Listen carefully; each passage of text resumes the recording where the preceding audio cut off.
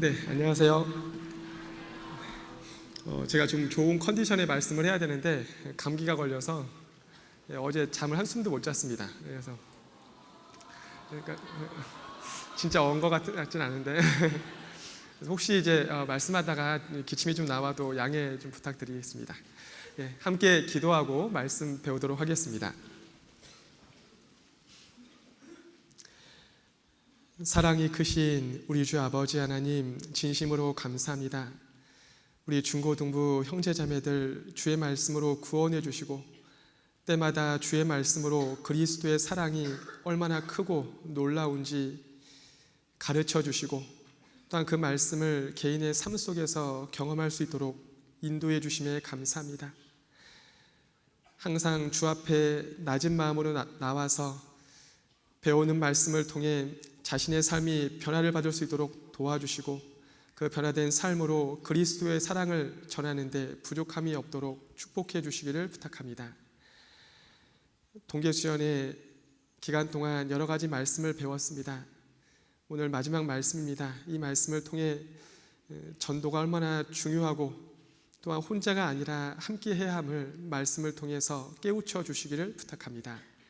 말씀을 배우는 시간, 마치는 시간까지 모든 것을 전능하신 주님의 손길에 의지하오며 언제나 저희를 사랑하시는 예수 그리스도의 이름으로 감사하며 기도드렸습니다. 아멘.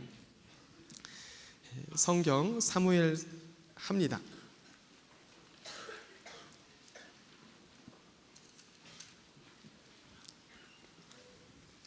사무엘하 23장입니다.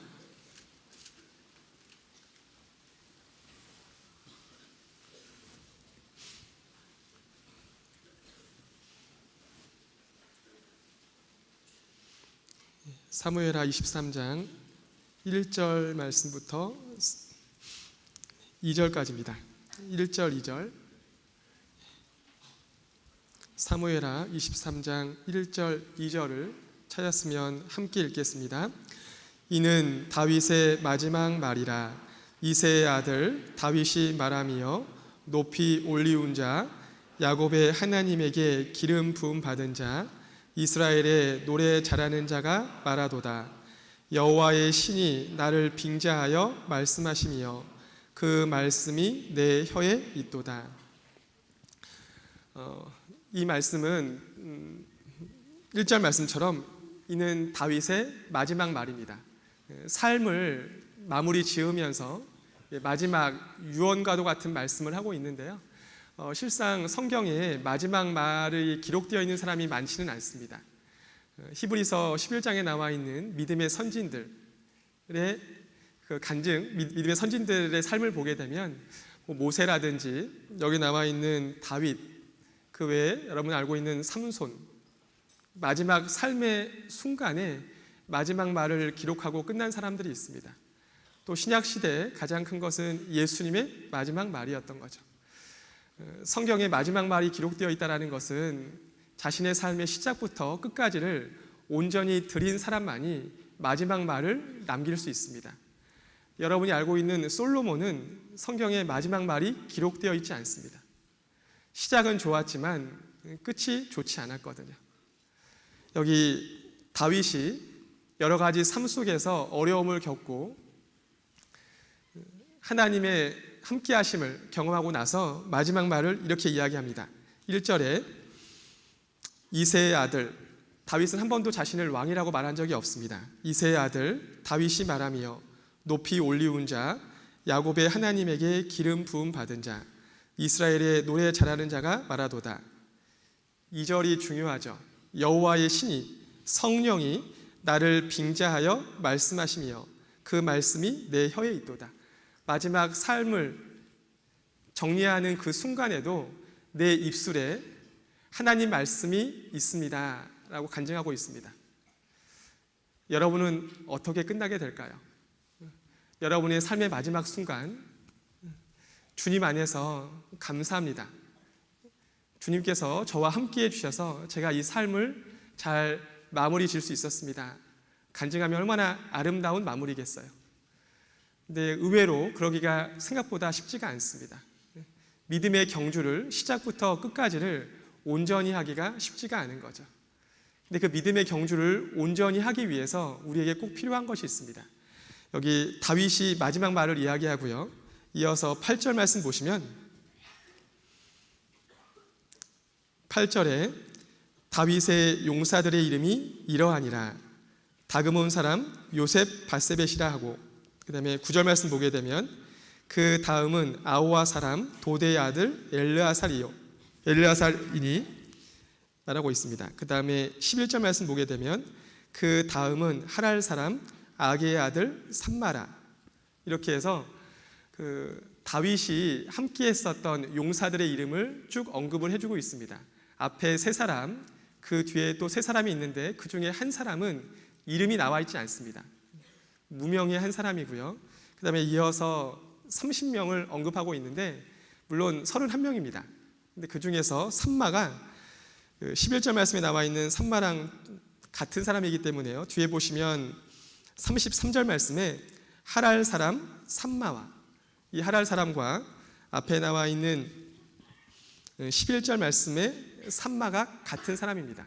그래서 원래는 그 다윗이 군대에 나갈 때 함께 했었던 용사들이 3명, 30명 있었는데요.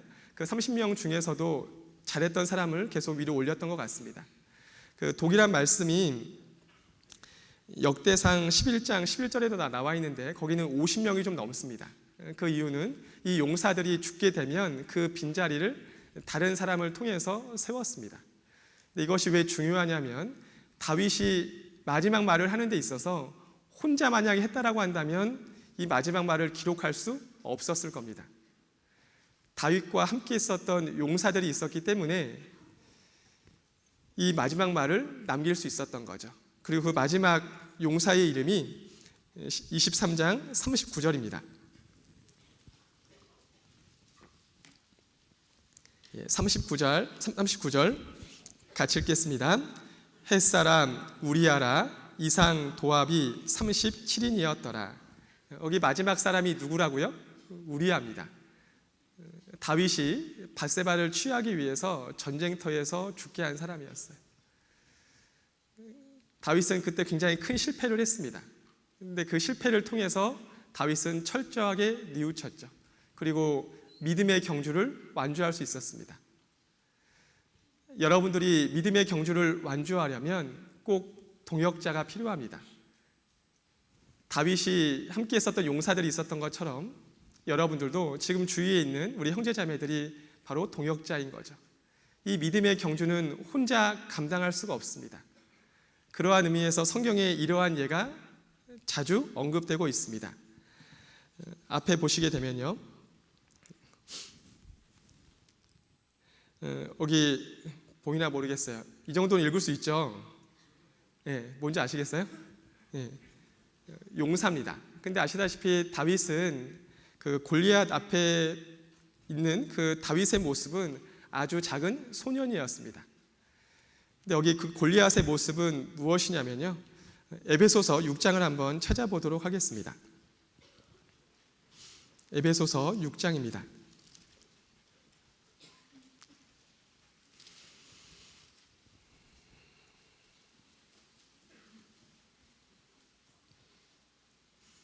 에베소서 6장 12절입니다. 찾았으면 함께 읽겠습니다. 우리의 씨름은 혈과 육에 대한 것이 아니요 정사와 권세와 이 어두움의 세상 주관자들과 하늘에 있는 악의 영들에게 대함이라. 우리에게도 동일한 싸움이 있습니다. 다윗이 골리앗 앞에 섰던 것처럼 우리에게도 동일한 씨름, 동일한 싸움이 있습니다. 빌립보서 1장 29절 말씀에도 너희에게도 같은 싸움이 있으니 말씀하고 있습니다. 그래서 앞에 보시면 그 사무엘상 17장 45절인데요. 다윗이 블레셋 사람 골리앗에게 이르되 너는 칼과 창과 단창으로 내게 오거니와. 그 다음에 같이 읽겠습니다. 나는 만군의 여호와의 이름 곧 내가 모욕하는 이스라엘 군대의 하나님의 이름으로 내게 가노라. 다윗은 전쟁터에서 동일하게 싸우는데 눈에 보이는 무기로 골리앗 앞에 섰던 것이 아니었습니다. 다윗은 말하고 있습니다. 너가 무시하고 있는, 너가 모욕하고 있는 그 하나님의 이름을 가지고 나는 나아간다.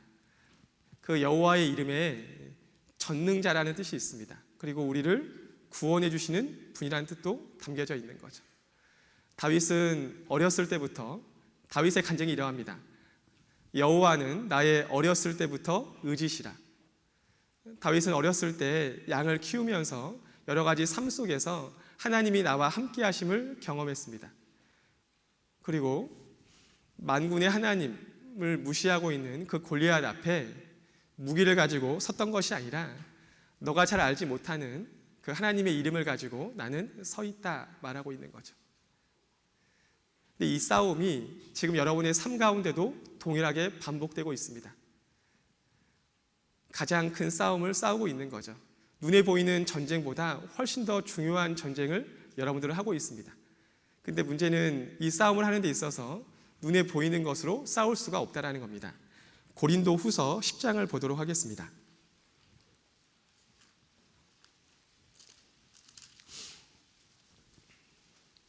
고린도 후서 10장 4절입니다.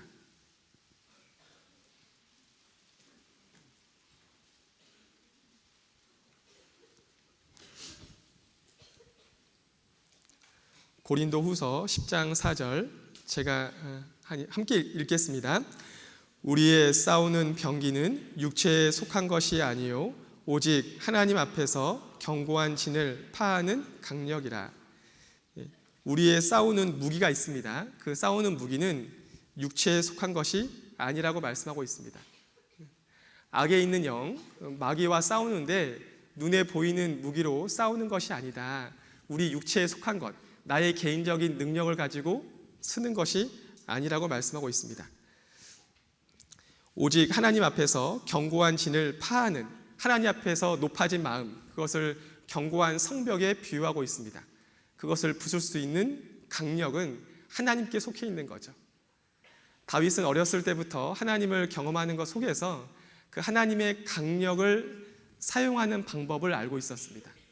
그래서 그 두려운 순간에도 당당히 골리앗 앞에 나아가서 너는 칼과 창과 단창으로 나오지만 나는 여호와의 이름을 가지고 나아간다 말하고 있습니다. 여러분들은 하나님의 이름, 여호와의 이름이 얼마나 크고 놀라운지 알고 계십니까? 이 이름의 능력이 있습니다. 요한복음 17장 3절에 영생은 곧 유일하신 참 하나님과 그의 보내신 자 예수 그리스도를 아는 것이니라. 영원한 생명을 얻는 데 있어서 하나님의 이름과 예수님의 이름을 알아야 함을 말씀하고 있습니다. 마태복음 1장에도 아들을 낳으리니 이름을 예수라 하라. 이는 그가 자기 백성을 저희 죄에서 구원할 자이심이라. 그 이름의 뜻이 있습니다. 근데 그 이름의 뜻을 내가 얼마나 의지하고 믿고 있냐라는 거죠. 근데 그것은 갑자기 되는 것이 아니라 삶 속에서 여러 가지 실패와 일었음의 반복을 통해서 배울 수 있습니다. 여기 앞에 사진을 그림인데요. 이게 뭐냐면 여기 혹시 다윗이 뭔지 누군지 아시겠어요? 이 사람이 다윗입니다. 이게 어떠한 모습이냐면요. 사무엘상 21장입니다. 한번 찾아보겠습니다. 사무엘상 21장인데요. 골리앗 앞에서 그렇게 승리했던 다윗의 모습이요.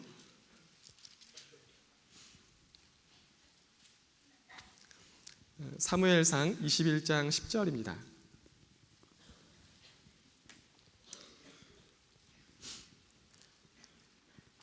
사무엘상 21장 10절입니다. 그날에 다윗이 사울을 두려워하여 일어나 도망하여. 아까 다윗은 골리앗 앞에 섰을 때도 두려워하지 않았습니다. 근데 그 믿음의 경주를 계속 꾸준하게 잘하면 좋지만 여러 가지 어려운 상황들 속에서 하나님을 보지 못하고 그 상황이 두려워해서 도망가기 시작을 했습니다. 그러다가 가드왕 아기스 앞에까지, 그 가드왕은 골리앗 있었던 그 적군의 나라인 거죠.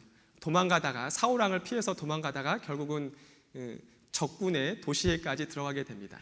들어가서 못 알아볼 줄 알았는데 사람들이 다윗이 누구인지 다 알아봤던 거죠.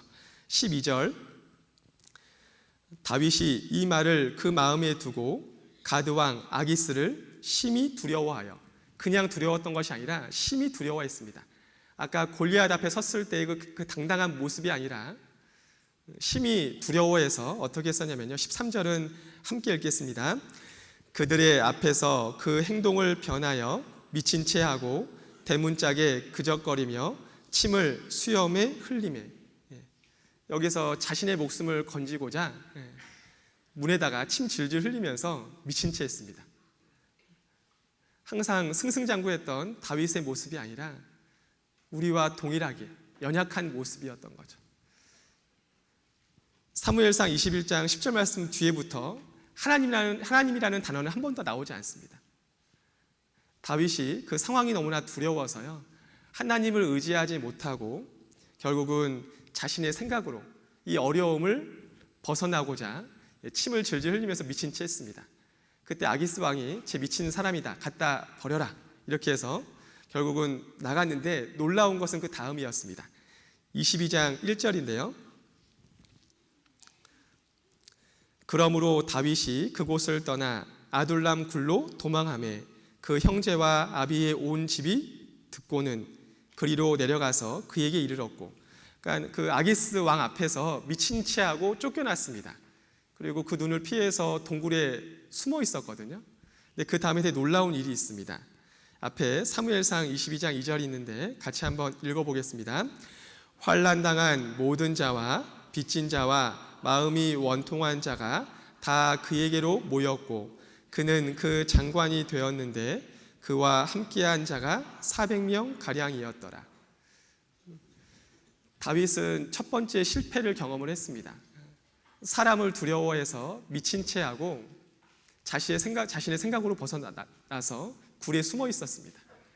근데 그 소식을 주변 사람들이 듣고요, 다윗에게 나와왔는데 그 다윗에게 나온 사람들이 환난당한 모든 자, 빚진 자, 마음이 원통한 자, 다 군인들이 아니었습니다. 연약한 사람들이었어요. 그 연약한 사람들이 400명가량 모여서 다윗을 자신의 군대 장관으로 세웠습니다. 다윗이 가장 잘 나갈 때가 아니라 다윗이 실패했을 때죠. 근데 왜 이때 이렇게 많은 사람들이 올 수 있었냐라는 거죠. 다윗이 만약 실패가 없이 승승장구했다라고 한다면 여기 환난당한 자, 빚진 자, 마음이 원통한 자의 마음을 이해할 수 없었을 겁니다. 다윗은 비록 실패했지만 그 실패 속에서 뒤로 물러선 것이 아니라 그 실패 속에서 자신을 돌아보고 새 힘을 얻었습니다. 그리고 그것을 함께하기 위해서 여기 환난당한 모든 자, 빚진 자, 마음이 원통한 자가 다 함께해서 다윗을 군대 장관으로 세우는 거죠. 이게 다윗이 처음으로 군대 장관이 되고 군사로서, 용사로서 나갔던 처음 시작이었습니다. 근데 이 400명들이 원래 전쟁을 되게 잘하는 사람들이 아니었다는 거예요. 사무엘하 23장에 나와 있었던 그 사람들이 원래 처음부터 전쟁을 잘하는 사람이 아니었습니다. 용사들이 아니었어요. 그냥 다윗과 함께하고 있었던 사람이었습니다. 다윗 뒤에 하나님께서 함께하고 계시기 때문에 그것을 바라보고 위로받고 싶어서 나왔던 사람들이었어요. 그리고 다윗을 통해서 하나님이 주시는 위로를 경험할 수 있었습니다. 근데 이 또 동일한 내용이 우리 시대에도, 사도 바울이 있었던 시대에도 반복되고 있는 거죠. 고린도전서 1장입니다. 고린도전서 1장 26절입니다.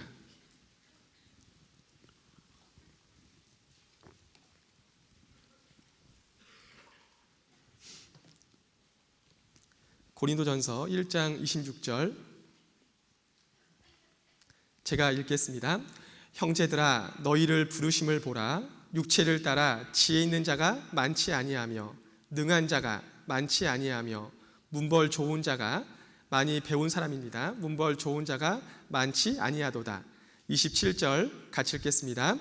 그러나 하나님께서 세상에 미련한 것들을 택하사 지혜 있는 자들을 부끄럽게 하려 하시고 세상에 약한 것들을 택하사 강한 것들을 부끄럽게 하려 하시며, 이 말씀처럼 아까 사무엘상 22장 2절에 그 다윗 앞에 나왔었던 환난 당한 자, 빚진 자, 마음이 원통한 사람들. 근데 신약 시대에도 동일하게 여기 나와 있는 말씀처럼 형제들아 너희를 부르심을 보라. 우리 가운데 능력이 많은 사람이 많지 않습니다. 근데 이 부족한 사람을 들어서 강한 사람을 부끄럽게 하기 위해서 우리를 세워주셨다 말씀하고 있습니다. 28절에 하나님께서 세상의 천한 것들과 멸시받는 것들과 없는 것들을 택하사 있는 것들을 폐하려 하시나니. 29절 함께 읽겠습니다. 이는 아무 육체라도 하나님 앞에서 자랑하지 못하게 하려 하심이라. 하나님은 연약한 사람을 부르셨습니다. 우리가 능력이 좋아서 불렀던 것이 아니었어요. 부족하지만 주님의 능력으로, 주님의 이름으로, 또한 주님께서 나와 함께 하심을 믿고 바라는 마음으로 나올 수 있었습니다. 다윗 앞에 나왔던 사람들이 그러했습니다. 다윗에게 나아가서 그 하나님의 위로를 받고 싶어서 나아갔던 거죠. 그 가운데 앞에 보이는 것처럼 앞에 컴퓨터맨이 이렇게 해서 결국은 다윗은, 이거 누가 그린 건데요, 다윗이 정말 이렇게 생겼을까 그건 잘 모르겠습니다. 그래서 다윗이 앞에 군대에서 맨 앞에 서서요, 그 뒤에 사무엘하 23장에 나와 있었던 뒤에 3명의 용사들, 그 다음에 또 3명의 용사들, 그 밑에 30명의 용사들을 세웠습니다. 다시 사무엘하 23장을 보도록 하겠습니다.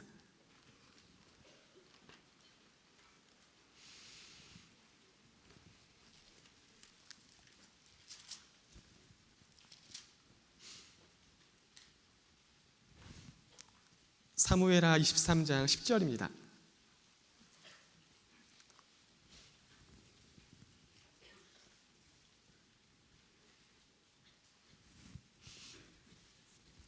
사무엘하 23장 10절 제가 읽겠습니다.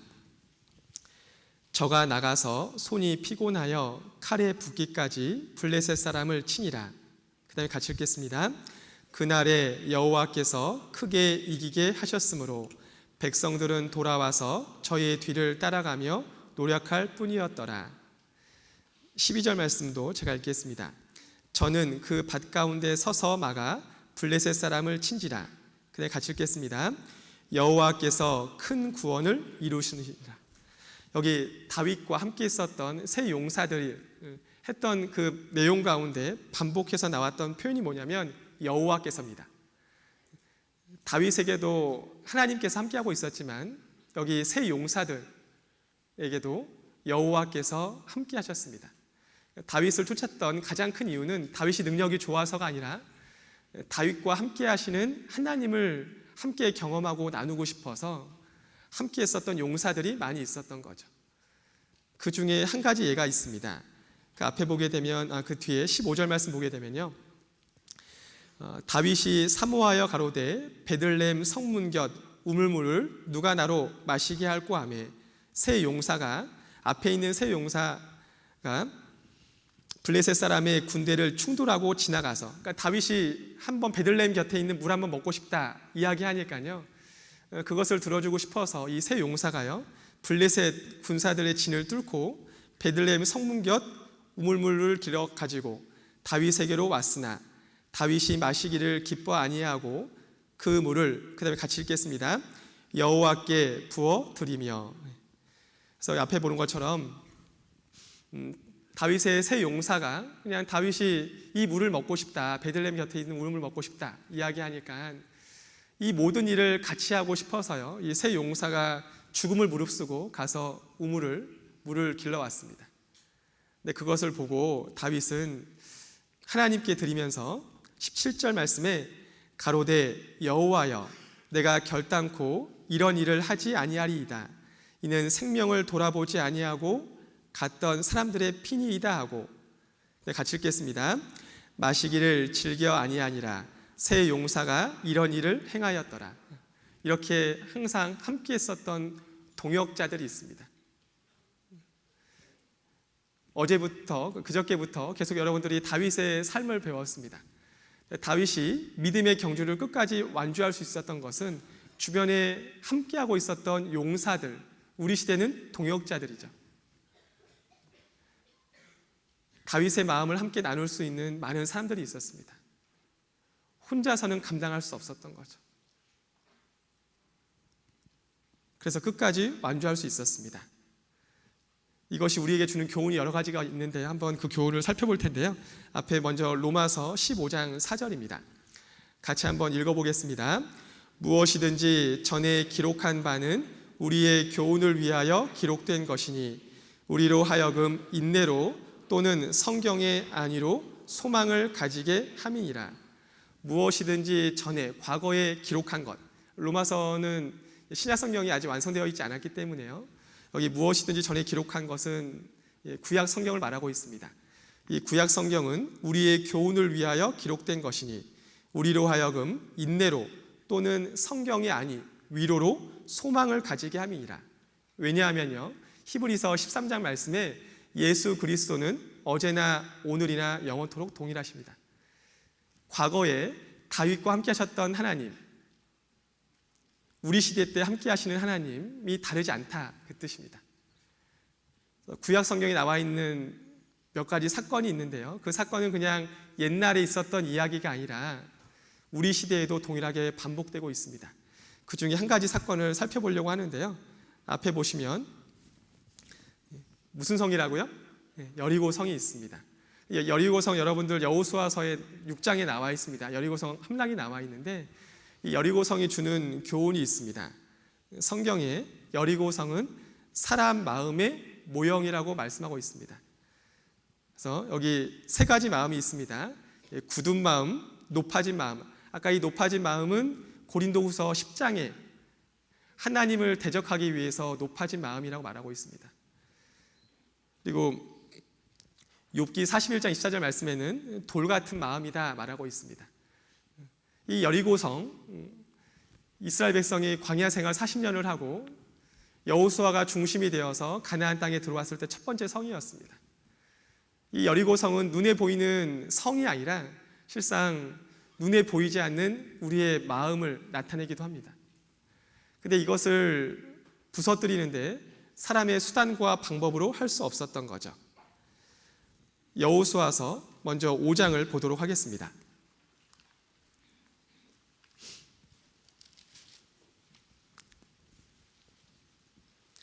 여호수아서 5장 13절입니다.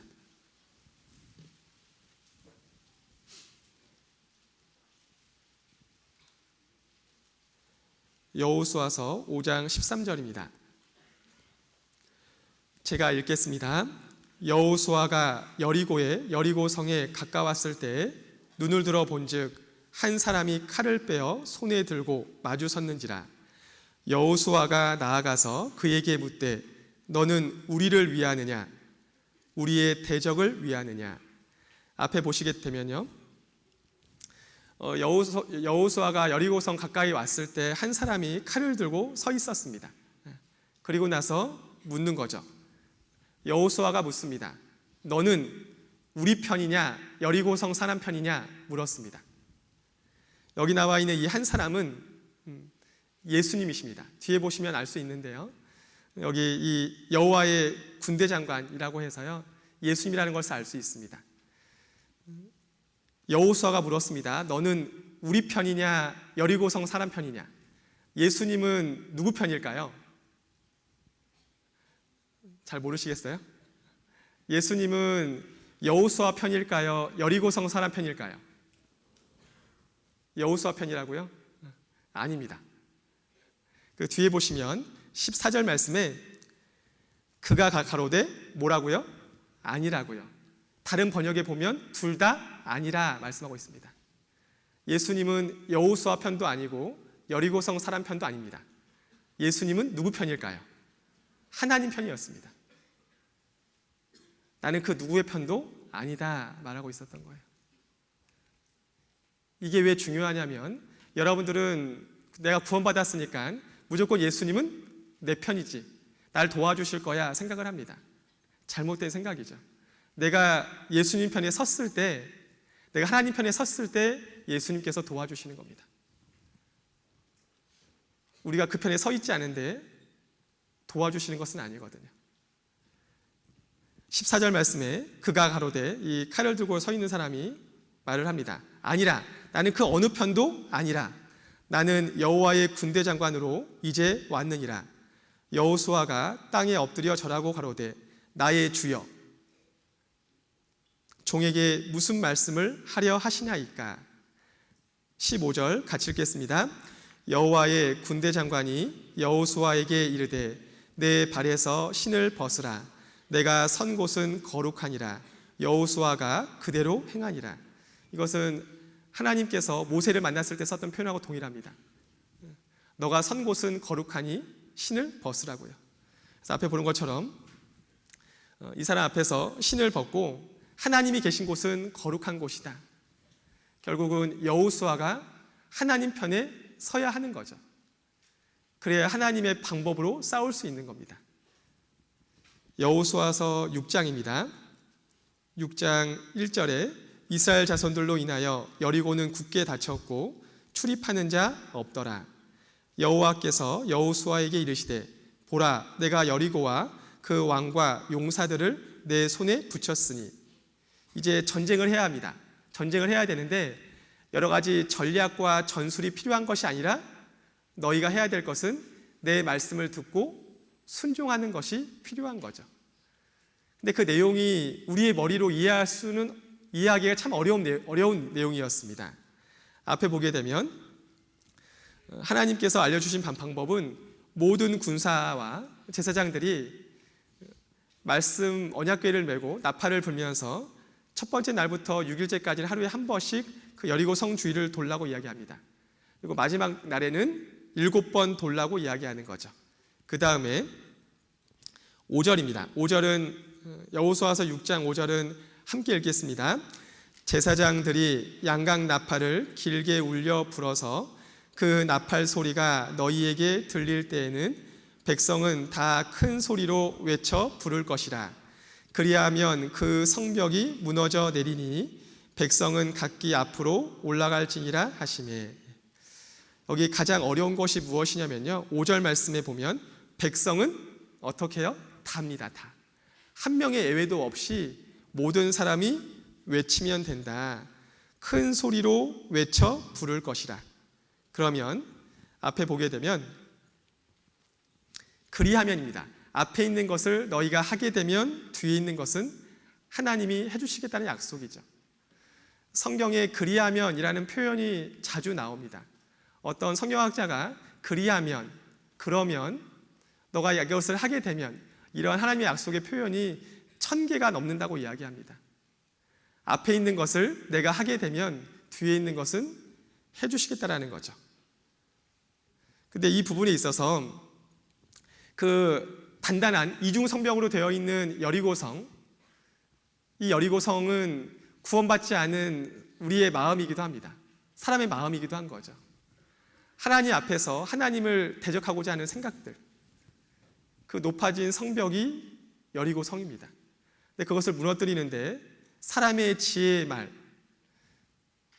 여리고성처럼 그 높아진 사람의 마음을 무너뜨리는데 지혜로운 말, 그리고 육체의 능력으로 부서뜨리는 것이 아니라고 말씀하고 있는 겁니다.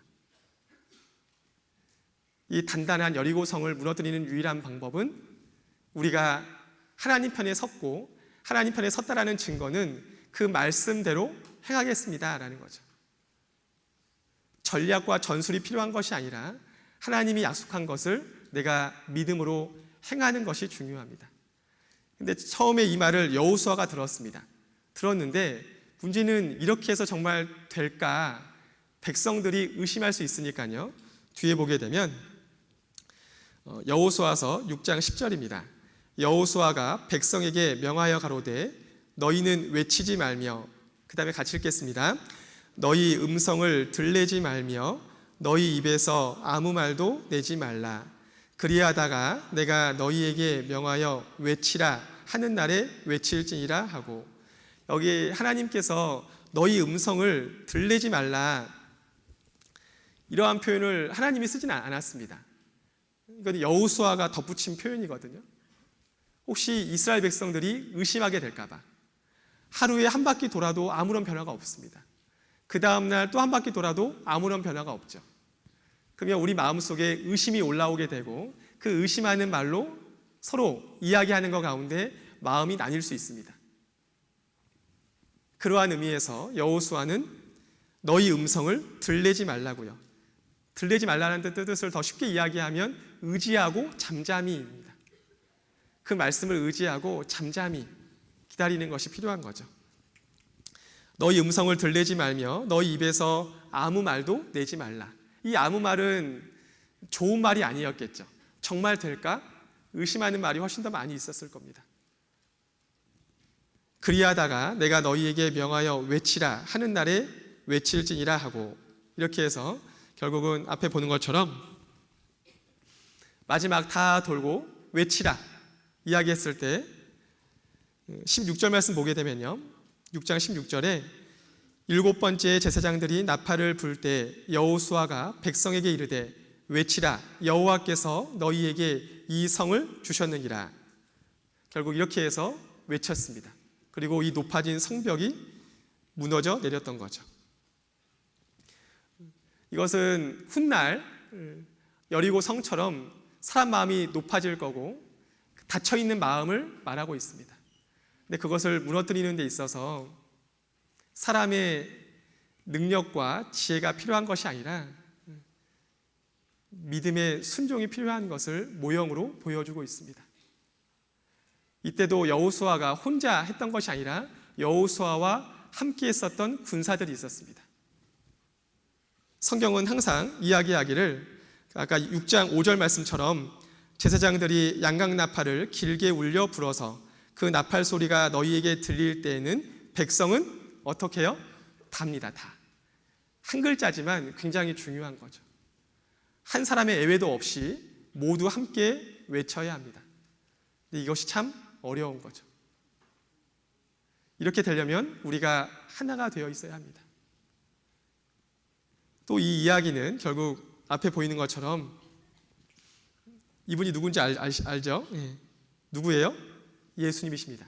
예수님도 이 사역을 혼자 하지 않았습니다. 예수님과 12명의 제자들이 있었죠. 그뿐 아니라 예수님께서 앞에 보는 것처럼 누가복음 10장 1절에 70명을 따로 세워서 예루살렘에 들어가시기 전에 먼저 보냈습니다. 한번 찾아보겠습니다. 누가복음 10장입니다.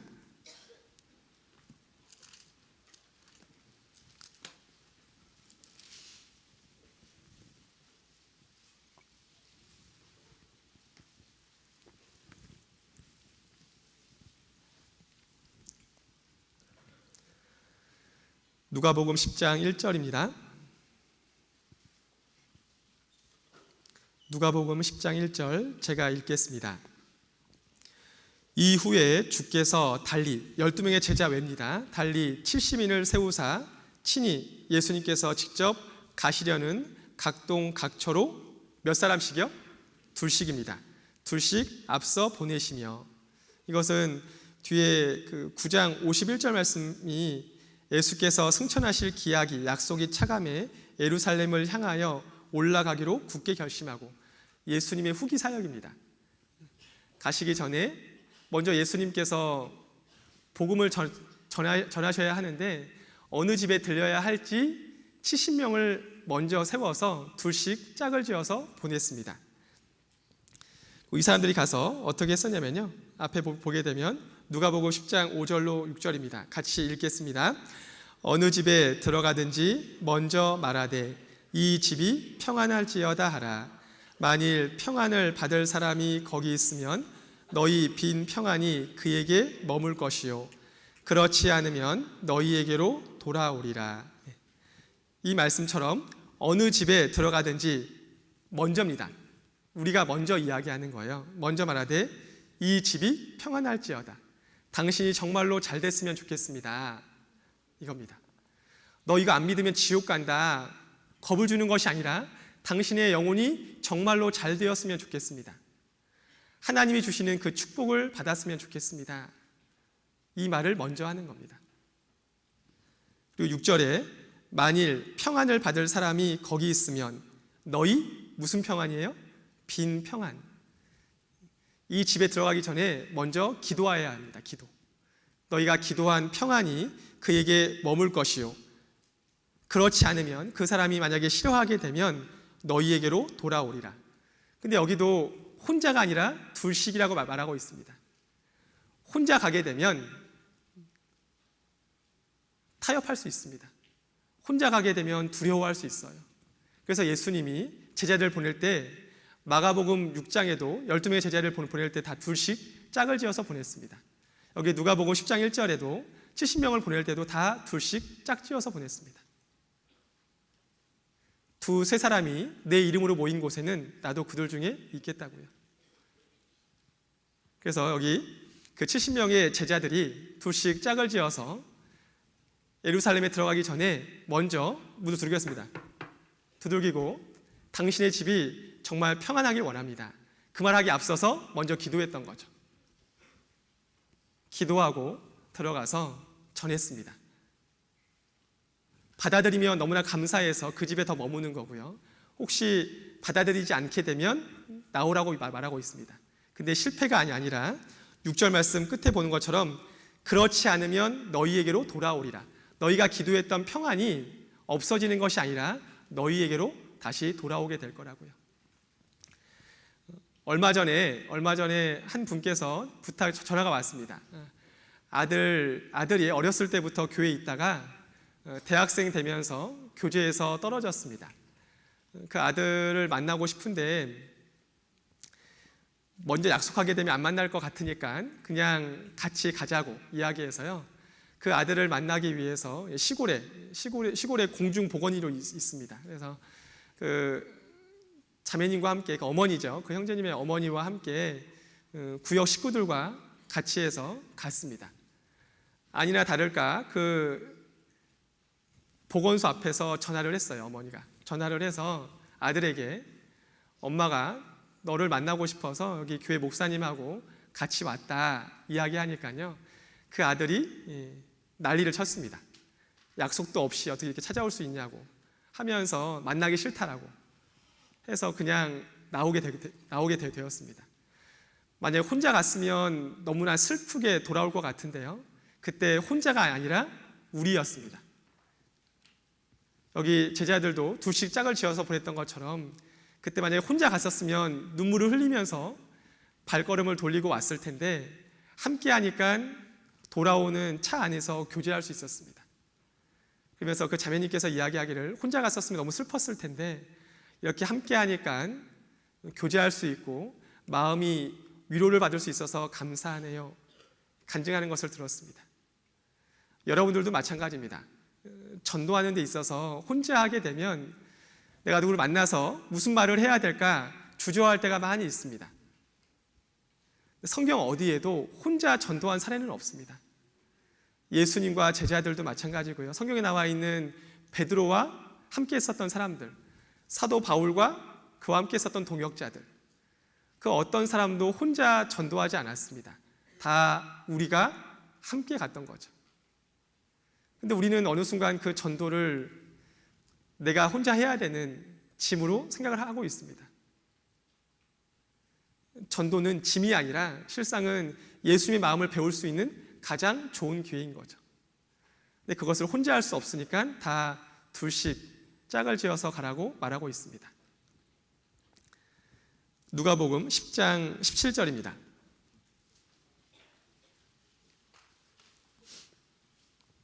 누가복음 10장 17절 같이 읽겠습니다. 70인이 기뻐 돌아와 가로되 주여 주의 이름으로 귀신들도 우리에게 항복하더이다. 70명이 돌아왔을 때 어떻게 돌아왔다고요? 기뻐했다고 말하고 있습니다. 혼자 갔었으면 힘들었을 텐데 둘씩 가니까 여러 가지 어려움이 있었지만 기뻐 돌아올 수 있었습니다. 근데 이 이야기는 여기서 끝나지 않습니다. 누가복음 뒤에 넘겨서 24장입니다.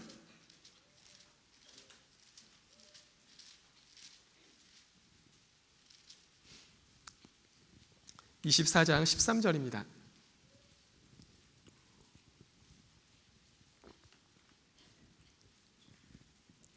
누가복음 24장 13절 제가 읽겠습니다. 그날에 저희 중 둘이 예루살렘에서 20올이 되는 엠마오라 하는 촌으로 가면서, 여기도 저희 중 둘, 이 두 사람은 한 사람의 이름은 나와 있는데 한 사람의 이름은 나와 있지 않습니다. 이 70명의 제자들 중에 두 사람인 것 같습니다. 근데 예수님께서 십자가 위에 못 박히고 돌아가시는 것을 목격을 했습니다. 그리고 돌아오는데 15절에 저희가 서로 이야기하며 문의할 때, 대답을 주고받을 때 예수께서 가까이 이르러 저희와 동행하시나. 16절 같이 읽겠습니다. 저희의 눈이 가리워져서 그인 줄 알아보지 못하거늘. 그러니까 두 사람이 걷고 있었을 때 예수님이 동행하고 있었습니다. 근데 옆에 있었음에도 불구하고 예수님인 것을 알아보지 못했습니다. 그 이유가 뒤에 나와 있죠. 17절에 예수께서 이르시되 너희가 길 가면서 서로 주고받고 하는 이야기가 무엇이냐 하시니. 그래 같이 읽겠습니다. 두 사람이 슬픈 빛을 띠고 머물러 서더라. 이 두 사람의 마음이 슬프니까요, 내 옆에 있는 예수님을 알아보지 못했습니다.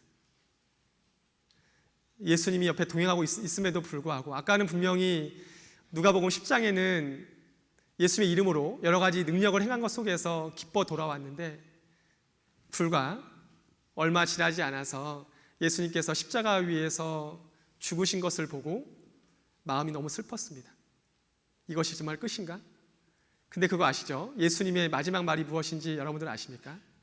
앞에 보게 되면 예수님의 마지막 말입니다. 같이 한번 읽어보겠습니다. 다 이루었다. 이게 예수님의 마지막 말이었습니다. 이것만큼 아름다운 말이 어디 있어요? 성경 전체에서 그 어떤 것도 이 5글자에 비교할 수 없습니다. 다 이루었다. 분명히 이것을 이 제자들도 들었을 텐데 이 의미가 무엇인지 알지 못했습니다.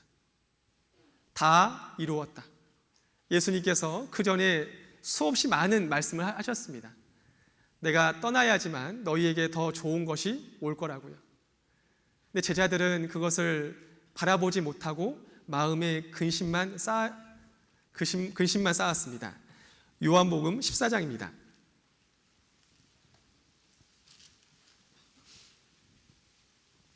요한복음 14장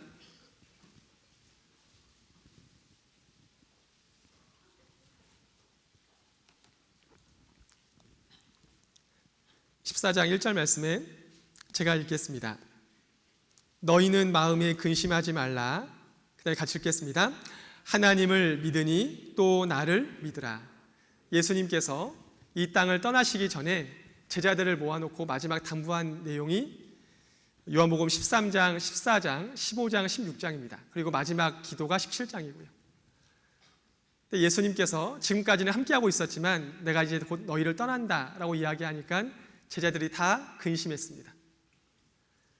예수님께서 그걸 아시고 하나님을 믿으니 또 나를 믿으라 하신 거죠.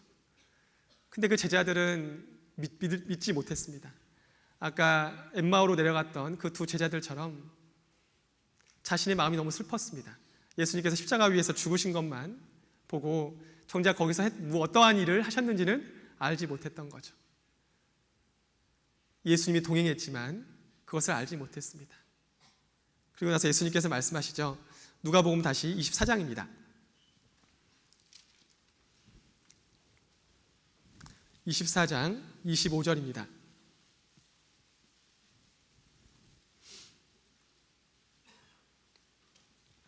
누가복음 24장 25절 제가 읽겠습니다.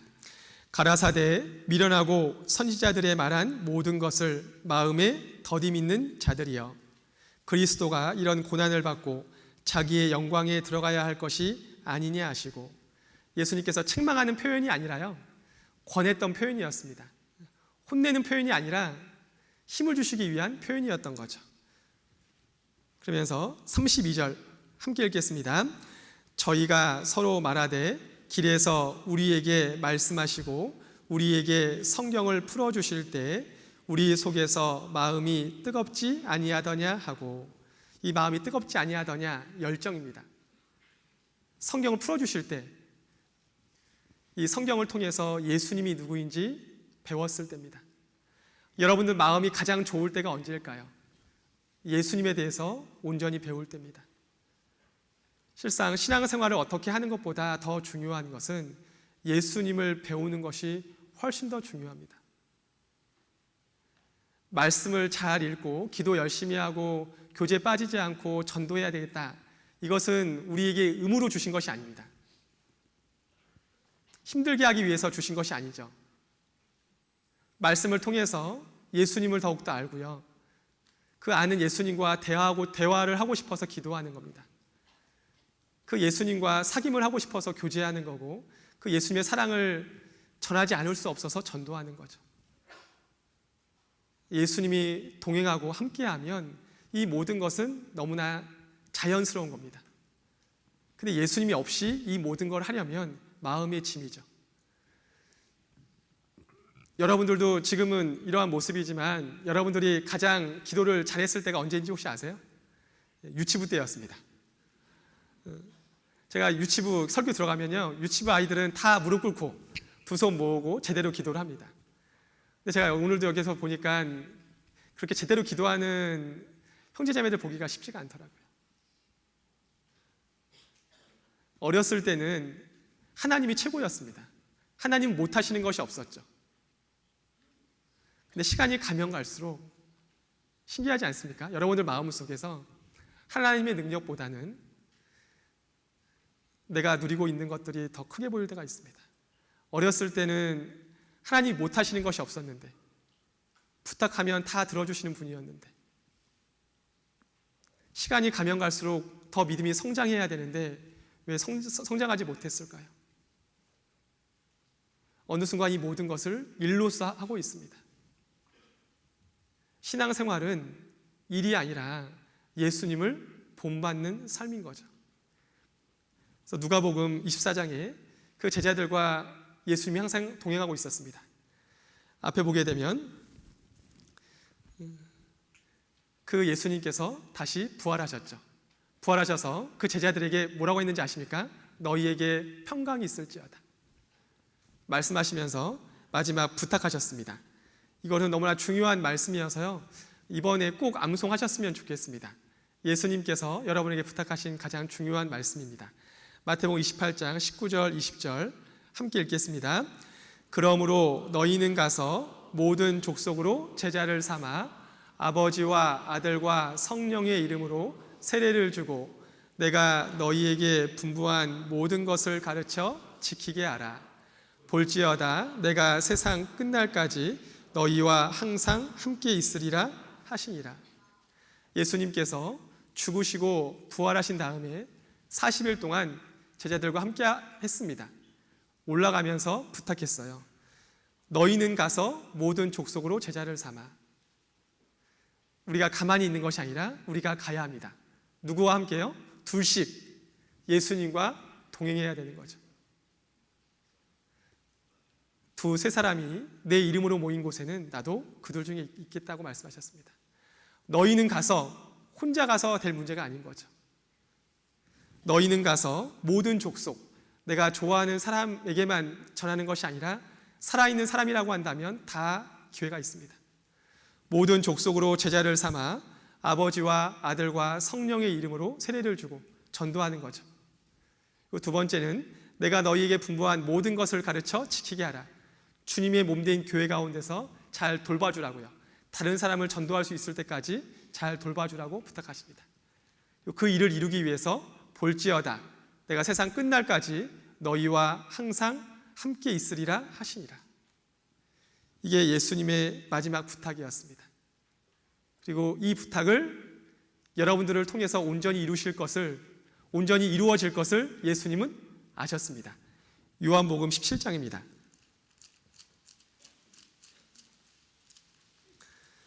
요한복음 17장 9절입니다.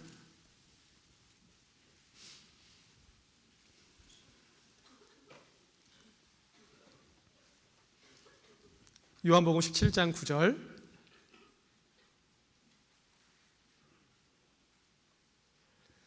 9절 10절 함께 읽겠습니다.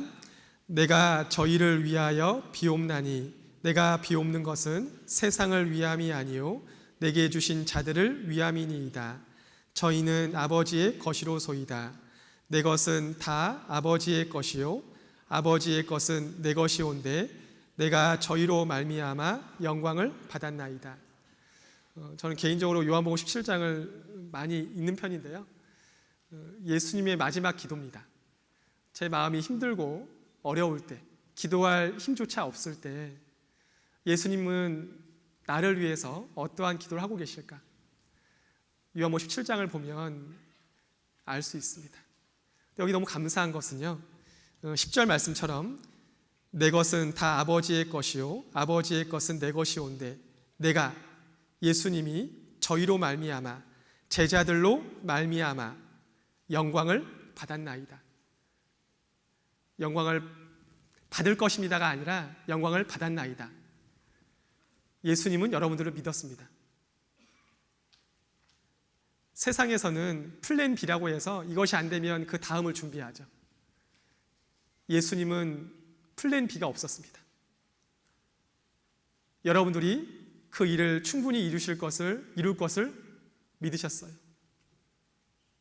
그래서 다음 것을 준비하지 않았습니다.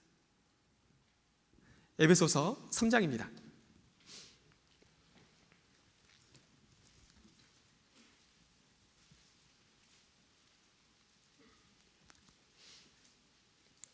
에베소서 3장 10절입니다. 에베소서 3장 10절입니다.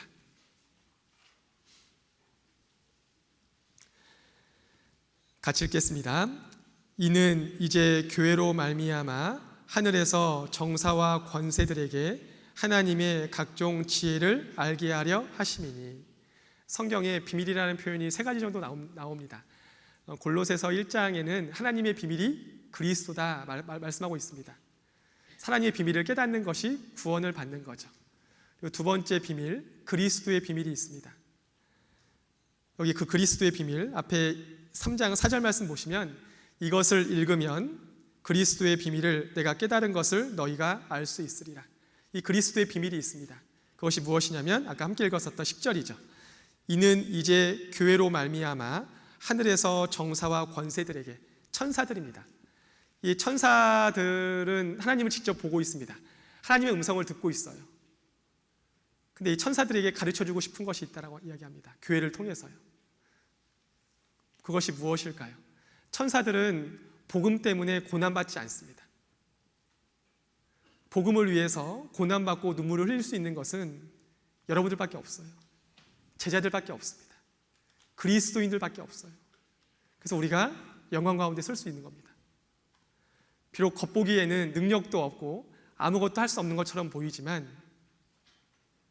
성령이 내 안에 있습니다. 그리고 우리를 교회로 묶어주셨어요. 교회의 머리 대신 예수님께서 각 사람에게 필요한 것으로 주시고 있습니다. 성령시켜주고 있는 거죠. 그 가운데 이 교회를 통해서 많은 영혼들을 살릴 것을 계획하시고 그것을 이루실 것을 믿었습니다. 그 다음은 없었어요. 이것이 실패하냐? 그렇지 않을 것을 예수님 믿고 있었습니다. 그러한 의미에서 아까 요한복음 17장에 내가 저희로 말미암아 영광을 받았나이다 말씀하고 있는 겁니다. 예수님은 여러분들을 통해서 영광을 받았습니다. 앞에 보게 되면요, 우리에게 성령을 주셨습니다. 그리고 이 성령을 통해서 결국은 말씀을 깨닫게 하고 말씀을 생각나게 하고 평안한 마음을 주시죠. 마지막 4번째 거 함께 읽겠습니다. 예수님을 증거한다. 너희에게 성령이 임하게 되면 예수님에 대해서 증거하실 것이요 말하고 있습니다.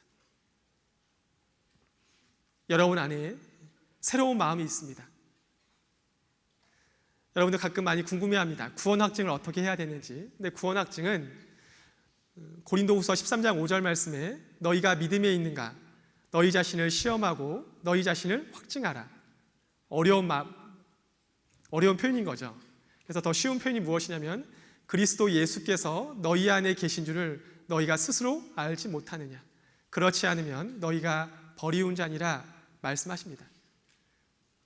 결국 내 안에 구원받았다, 구원을 확증한다는 단어의 뜻은, 의미는 내 안에 성령이 있는 것을 확인을 하는 겁니다. 성령이 있으면 내가 눈 감아서 기도할 때 떠오릅니다. 내 사랑하는 사람들이 떠오르는 거죠. 이 사람 살려야 되는데. 만약에 여러분들 친구를 불쌍히 여기는 마음이 없다라고 한다면 여러분의 신앙을 점검을 해볼 필요가 있습니다. 정상적으로 구원받은 사람이라고 한다면 잃어진 영혼을 불쌍히 여기는 마음이 있습니다. 아침에 기도할 때마다 내가 좋아하는 이 친구들 내버려 두면 다 지옥 가는데 떠오릅니다. 이것은 내가 기억력이 좋고 내 마음이 넓어서가 아니라 성령께서 교훈해 주시는 거죠. 이 영혼을 위해서 기도하라고요. 그리고 살려야 합니다. 그 살리기 위해서 여러분들 옆에 동역자를 준 거죠. 세상에서도 사람을 살리기 위해서 굉장히 많은 것을 준비합니다. 근데 여러분들은 훨씬 더 중요한 일을 하고 있습니다. 히브리서 말씀을 찾아보도록 하겠습니다.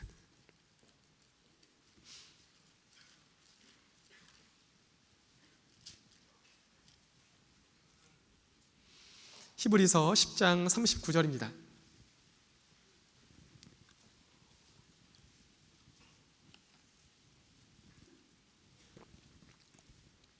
히브리서 10장 39절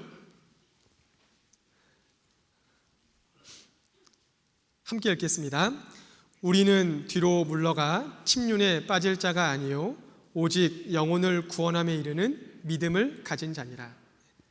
사람 목숨은 의사가 살리지만 사람의 영혼을 살리는 것은 그리스도인들 외에는 없습니다. 교회 외에는 없어요. 이게 얼마나 소중한 것인지 아십니까? 사람 목숨 살려봤자 몇 년 더 사는 겁니다. 근데 여러분들은 영원한 생명을 줄 수 있어요. 교회를 통해서. 이게 얼마나 값진 거예요. 여기 제가 잠깐 여러분들 아는 것처럼 응급의학과 이국종 교수가 택배기사가 교통사고가 나갔고요. 머리부터 아래까지 다 으스러져 있습니다. 그 사람을 살리기 위해서 굉장히 고군분투하는 모습을 저희 다큐멘터리에서 볼 수 있었는데요. 사람 목숨 살리는데도 혼자 하는 것이 아니라 팀이 필요한 것을 보게 될 겁니다. 아무리 그 의사가 훌륭해도 혼자 모든 수술을 감당할 수 없습니다. 이날도 태풍이 와서 헬리콥터가 뜰 수 없었음에도 불구하고 헬기 기장부터 시작해서 굉장히 많은 사람이 도와야지만 한 사람의 생명을 살릴 수 있었습니다. 이것보다 더 놀라운 일을 여러분들이 하고 있다는 거예요. 잠깐 영상을 보여드리겠습니다.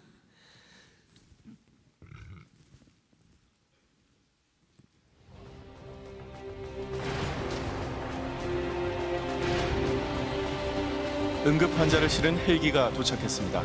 태풍을 뚫고 이국종 교수가 직접 다녀왔습니다.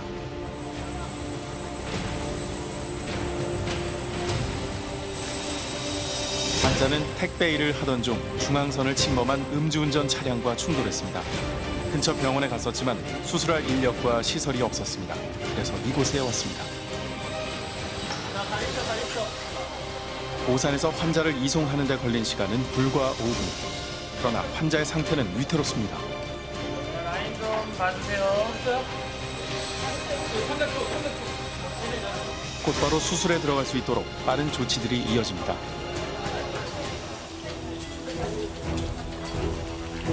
마취과의 손길도 분주해집니다. 사고 발생 후 이미 4시간이 지난 상황. 과연 수술을 하면 김 씨는 살아날 수 있을까요?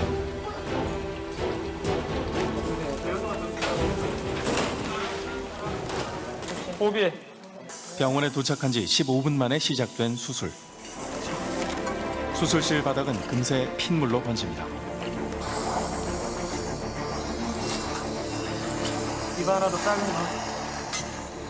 부서진 장기 곳곳에서 출혈이 진행되는 만큼 한쪽 옆에선 끊임없이 수혈을 하며 환자의 생명을 지탱해야 합니다. 외상 수술은 재빨리 출혈을 막고 환자의 활력 징후를 안정시키는 것이 중요합니다. 이제 한 30분 안에 마친다고 플랜 얘기해달라고. 안 되면 나간다고. 큰 출혈을 막고 나면 환자는 다시 정형외과에서 보게 됩니다. 교통사고로 온몸의 뼈들이 부러졌기 때문입니다. 그런데 1차 수술을 마치려는 순간 마치크 선생님, 지금 여기 운동 오픈했는데 피가 많이 나거든요. 아, 이거 어떻게 하니? 아, 그 운도 왜 까가지고? 온몸에서 쏟아지는 피가 사고가 얼마나 심각했는지를 말해주는데요. 택배기사 김 씨는 앞으로 또 얼마나 많은 수술을 받아야 할까요? 우리는 사람이 할 일을 다 하는 거예요. 그러니까 사람의 힘으로, 의학의 힘으로 할 일을 다 하는 거고, 최종적인 결과는 어떤 데 우리가 내는 게 아니라는 생각도 들어요. 우리가 할 수 있는 도리만 다 하는 거죠. 죽거나 아무도 살거나 없어요? 중증 외상 환자는 그 두 가지 중 하나의 모습으로 수술방을 나간다고 합니다. 단 1%의 가능성만 있어도 의사는 최선을 다해 죽음과 싸워야 하고 적어도 손 한 번 써보지 못한 채 허무한 죽음을 맞게 해선 안 된다고 그는 믿고 있습니다. 진짜 머리부터 발끝까지 너무 많이 다치신 것 같아요. 빨리 모시고 와서 이렇게 안 했으면 지금 이미 돌아가셨을 거라고요. 물론 앞으로도 굉장히 안 좋을 것 같아요. 만만치는 않을 거예요. 그런데 제가 최선을 다해볼게요. 제가 좀 많이 힘들 것 같긴 해요. 근데 제가 최선을 다해볼게요. 알겠어요, 선생님. 최선을 다해보겠습니다. 부탁드릴게요. 예, 그렇게 할게요. 며칠 후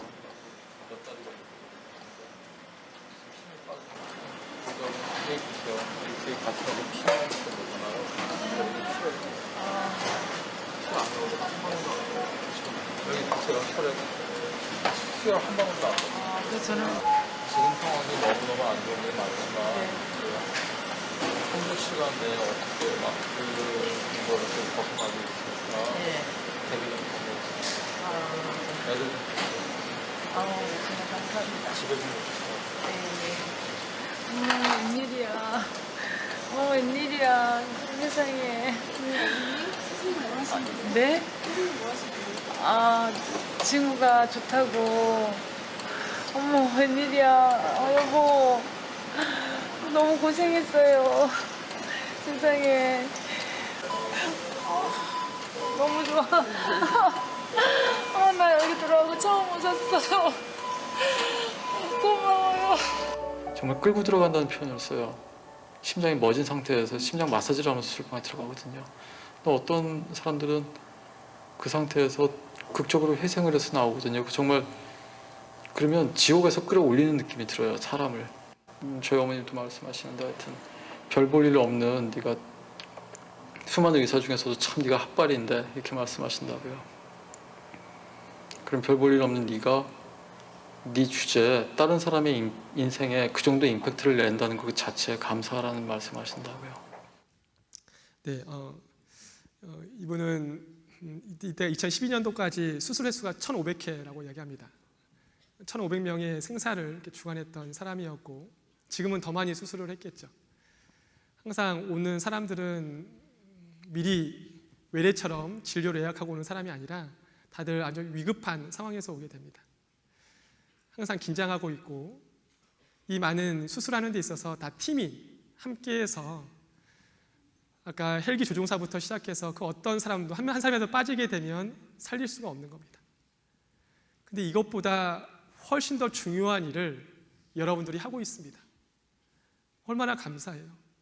기껏해야 몇 년 살리는 삶을 위해서도 저렇게 고군분투하고 있는데 우리는 영생에 이르게 할 수 있습니다. 내 주변에 이뤄져 있는 영혼들에게 전도해서 영원한 친구, 영원히 함께 살 수 있습니다. 그 일을 이루기 위해서 예수님께서 우리와 함께 하신다고 말씀하신 거예요. 여러분들과 함께해요. 혼자 할 수 없으니까요. 그 이야기가 계속 이어져서 앞에 보는 것처럼요. 베드로와 함께 있었던 제자들이었습니다. 그래서 그 카타콤 동굴에서 설교하는 모습인데요. 그 베드로의 설교 내용입니다. 같이 한번 읽어보겠습니다. 베드로가 가로되 너희가 회개하여 각각 예수 그리스도의 이름으로 세례를 받고 죄 사함을 얻으라. 그리하면 성령을 선물로 받으리니.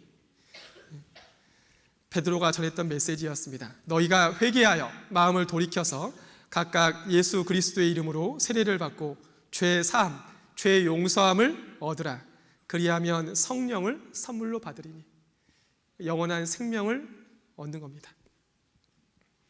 그리고 베드로의 마지막 말이죠. 베드로후서 3장 18절. 이렇게 전도하다가 마지막 삶의 끝자락에서 이렇게 마지막 말을 남기고 있습니다. 베드로후서 3장 18절 함께 읽겠습니다. 오직 우리 주 곧 구주 예수 그리스도의 은혜와 저를 아는 지식에서 자라가라. 영광이 이제와 영원한 날까지 저에게 있을지어다. 이게 베드로의 마지막 말이었습니다. 오직 다른 것은 없다. 우리의 주, 우리의 주인 되신 분이죠. 곧 구주 예수 그리스도의 은혜입니다. 여러분들은 중고등학교 시절 보내면서 구원받으면 하고 싶은 걸 많이 못해요. 이런 얘기를 많이 종종 듣습니다. 근데 실상 우리에게 진정한 자유로운 삶을 주시기 위해서 예수님이 이 땅에 오신 겁니다. 그 은혜를 여러분들은 경험했습니까? 예수 그리스도의 은혜와 저를, 예수님을 아는 지식에서 뭐 하라고요? 자라가라고요. 시간이 필요하다 말씀하고 있습니다. 성경의 풍성한 지식 물론 도움이 되겠죠. 근데 더 중요한 것은 성경 전체가 증거하고 있는 예수님에 대해서 올바르게 아는 것이 먼저인 겁니다. 영광이 이제와 영원한 날까지 저에게 있을지어다. 베드로와 함께 있었던 동역자들, 전도하다가 결국은 십자가 위에 거꾸로 못이 박혀서 죽었습니다. 그걸 앞두고 나서 했던 마지막 말이에요. 그리고 이어서 앞에 보게 되면요, 이 사람이 혹시 누군지 아십니까? 바울입니다. 원래 사울이었는데 이 당시 종교재판하기 위해서 가다가 예수님을 만나게 되고 결국 다메섹에 들어가서 다메섹 교회 성도였던 아나니아를 통해서 구원을 받게 됩니다. 그리고 많은 사람들 앞에서, 공중 앞에서 당당히 그리스도의 사랑을 전할 수 있었던 거죠. 사도 바울은 간증을 합니다. 내가 이전에 알고 있었던 모든 지식, 그리스 철학부터 시작해서 이 모든 것들은 배설물로 생각을 하고 예수 그리스도를 아는 지식이 가장 고상하다. 내가 알고 있는 최고의 지식은 예수님에 대해서 아는 거다. 간증하고 있습니다. 이게 사도 바울이 그리스 아테네에서 전도했을 때 썼던 표현인데요. 같이 한번 읽어보겠습니다. 알지 못하던 시대에는 하나님이 허물치 아니하셨거니와 이제는 어디든지 사람을 다 명하사 회개하라 하셨으니 이는 정하신 사람으로 하여금 천하를 공의로 심판할 날을 작정하시고 이에 저를 죽은 자 가운데서 다시 살리신 것으로 모든 사람에게 믿을 만한 증거를 주셨음이니라 하니라. 여기 회개하라고 말하고 있습니다. 정하신 사람, 예수님이 결국은 이 땅을 심판하실 거고 예수님께서 죽은 자 가운데서 다시 살리신 것을 통해서 하나님의 아들인 것을 믿을 수 있는 증거를 주셨다. 증거했습니다. 여러분이 배웠던 전도 집회 내용하고 동일한 거죠. 근데 사도 바울은 이렇게 전할 때마다 여러 가지 핍박과 어려움이 있었습니다. 근데 그것을 함께 할 수 있었던 그 핍박과 어려움 속에서 자신의 믿음을 지킬 수 있었던 가장 큰 이유는 로마서 16장에 나와 있는 표현처럼 함께하고 있었던 동역자들이 있었습니다. 바울은 이걸 혼자 겪었던 것이 아니라 함께 겪은 사람들이 있어요. 그래서 사도 바울도 믿음의 경주를 끝까지 완주할 수 있었습니다. 사도 바울의 신앙생활 하는 데 있어서 가장 중요한 말씀이었던 거죠. 빌립보서 2장 16절 같이 한번 읽어보겠습니다. 생명의 말씀을 밝혀 나의 다름질도 헛되지 아니하고 수고도 헛되지 아니하므로 그리스도의 날에 나로 자랑할 것이 있게 하려 함이라. 사도 바울은 그 전에 잘못된 지식을 붙잡고 교회를 핍박하는 사람이었습니다. 만약 우리 시대에 바울 같은 사람, 바울이 원래 사울이었는데 사울 같은 사람이 옆에 있다라고 한다면 이 사람은 안 돼, 전도할 수 없어. 이 사람 마음이 너무나 높아 하고 멀리했을 사람이었습니다. 근데 주님은 이 사람도 구원받게 하시고 싶으셨던 거죠. 이 사람을 통해서 이방의 빛으로, 이방의 복음을 전할 수 있도록 세워주셨습니다. 그것이 주님의 능력인 겁니다. 아까 마태복음 28장 19절 말씀처럼 너희는 가서 모든 족속으로 제자를 삼아 말하고 있습니다. 특정한 사람이 아니라 살아있는 사람이라고 한다면 모두에게 다 기회가 있습니다. 내가 입을 열어서 전해야 되는 거죠. 사도 바울은 교회를 핍박했던 사람이었습니다. 그리고 구원을 받았어요. 생명의 말씀을 밝혀 나의 다름질도 헛되지 아니하고 수고도 헛되지 아니하므로 이제 남은 삶, 내 마음대로 사는 것이 아니라 먼저 주의 말씀을 통해서 내 앞길을 비추고 그 다름질도 헛되지 않고 수고도 헛되지 아니하므로 그리스도의 날, 예수님을 다시 만날 때 그 앞에 부끄럽지 않게 서고 싶다. 이게 사도 바울의 마음이었습니다. 그리고 사도 바울의 마지막 말입니다. 디모데후서 4장 7절 같이 읽겠습니다. 내가 선한 싸움을 싸우고 나의 달려갈 길을 마치고 믿음을 지켰으니. 내가 선한 싸움을 싸웠다. 사도 바울은 긴 싸움을 싸웠습니다. 그리고 이제 디모데후서를 마지막으로 해서 목이 잘려서 죽는 순교를 당하게 됩니다. 얼마나 멋있는 말이에요. 내가 선한 싸움을 싸우고 나의 달려갈 길을 마쳤다. 그리고 믿음을 지켰으니 이제 후로는 나를 위해서 면류관이 준비되었다. 이게 바울의 마지막 말이었습니다. 믿음의 경주를 끝까지 완주한 사람만이 마지막 말을 남길 수 있었습니다. 그러면서 사도 바울이 만약에 이 자리에 모신다고 한다면 여러분들에게 무슨 말을 했을까 고민하다가요, 이 말씀이 좀 떠올랐습니다. 디모데전서입니다. 디모데전서 6장입니다.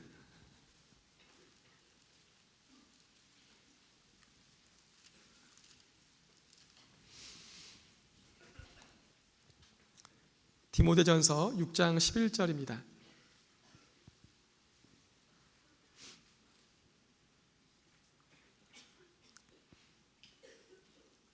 11절 제가 읽겠습니다. 오직 너 하나님의 사람아. 앞에 보시면요, 같이 한번 읽어보겠습니다. 오직 너 하나님의 사람아. 여러분들은 하나님의 사람입니다. 여러분에게 네 가지를 부탁을 했는데요. 첫 번째는 뭐 하라고요? 피하라고요. 다른 교훈과 재물을 좋아하는 마음을 피하라고 말하고 있습니다. 그 앞에 나와 있습니다. 그래서 그 11절 말씀 보게 되면 오직 너 하나님의 사람아, 이것들을 피하고, 이것들이 무엇이냐면 그 앞에 나와 있는 다른 교훈과 10절에 돈을 사랑함이 일만하게 뿌리가 된다. 다른 교훈과 재물이 피하라고 권하고 있습니다. 그 다음에 두 번째는 조치라 이거죠. 근데 그 조쳐야 될 것 내용 가운데 의와 경건과 믿음과 사랑과 인내와 온유 나와 있는데요. 이 6가지를 자신의 삶을 통해서 보여주신 분은 유일하십니다. 누구일까요? 예수님이십니다. 그러니까 예수님을 조치라 그 뜻이에요. 그래서 성경에서 경건하게 살아야 한다, 의롭게 살아야 한다, 그 단어의 뜻은 예수님을 닮아야 한다, 그러한 의미를 내포하고 있습니다. 신앙생활을 내가 의롭게 살고 내가 경건하게 살게 되면 그렇게 살지 못하는 사람을 판단할 수 있습니다. 근데 예수님을 닮으면 더 겸손해지는 거죠. 결국은 이런 잘못된 것을 피하고 예수님을 좇으라 권하고 있습니다. 네 번째는 뭐 하라고요? 싸우라고요. 믿음의 선한 싸움을 싸우라고 말하고 있습니다. 12절 말씀에 믿음의 선한 싸움을 싸우라 말하고 있는 거죠. 이 싸움이 바로 전도하는 겁니다. 그리고 나서 마지막에 취하라고요. 영원한 생명을 취하라고 말씀하고 있습니다. 12절에 믿음의 선한 싸움을 싸우라, 영생을 취하라, 이를 위하여 내가 부르심을 입었고 많은 증인 앞에서 선한 증거를 증거하였도다. 사도 바울을 이 자리에 초대하게 되면 여러분들을 두고 뭐라고 하셨을까 고민을 하다가 오직 너 하나님의 사람아, 이것만큼 아름다운 표현이 어디 있어요? 오직 너 그리스도의 사람아. 여기 나오는 표현처럼 피하고, 세상의 여러 가지 것들에 대해서 피하고 예수님을 좇고 믿음의 선한 싸움, 복음 전하는 것을 위해서 싸워야 합니다. 근데 그 싸워야 되는 무기는 우리 육체에 속한 것이 아니라고 말씀하고 있어요. 그 싸워야 되는 무기가 고린도후서 10장입니다.